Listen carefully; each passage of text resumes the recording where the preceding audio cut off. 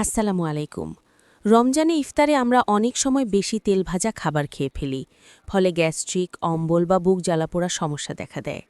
তাই আজকে আমি বানাচ্ছি স্বাস্থ্যসম্মত ও হালকা ইফতার প্লেট। প্রথমে বানাচ্ছি অল্প তেলে ছোলা ভুনা। কড়াইতে খুব সামান্য পরিমাণ তেল নিয়েছি। তেলে দিয়েছি পেঁয়াজ কুচি, কাঁচামরিচ কুচি ও আদা কুচি। হালকা করে নেড়ে একটু ভেজে নিয়েছি। এরপর সারা রাত ভিজিয়ে রাখা সেদ্ধ ছোলাগুলো দিয়ে আবার কিছুক্ষণ নাড়াচাড়া করেছি। সামান্য লবণ দিয়ে ভালোভাবে জারিয়ে নামিয়ে নিয়েছি।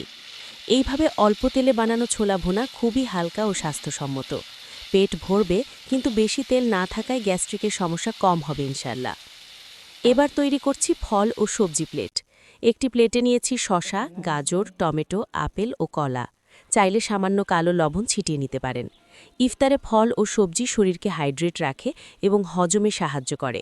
সবশেষে বানাচ্ছি বেলের শরবত। পাকা বেল চটকে ছেঁকে নিয়েছি। এতে দিয়েছি ঠান্ডা পানি ও সামান্য চিনি। বেলের শরবত পেট ঠান্ডা রাখে এবং গ্যাস্ট্রিক কমাতে সাহায্য করে। যাদের বেশি তেলের সমস্যা হয় তারা এভাবে অল্প তেলে স্বাস্থ্যসম্মত ইফতার বানিয়ে দেখতে পারেন। হালকা খাবার সাথে সামর্থ্য অনুযায়ী ফল রাখলে শরীর থাকবে সতেজ ও সুস্থ। ভিডিওটি ভালো লাগলে লাইক দিন, কমেন্টে জানান আপনারা ইফতারে কি খেতে পছন্দ করেন। আর এমন স্বাস্থ্যসম্মত ও সহজ রেসিপি পেতে আমার চ্যানেলটি সাবস্ক্রাইব করতে ভুলবেন না।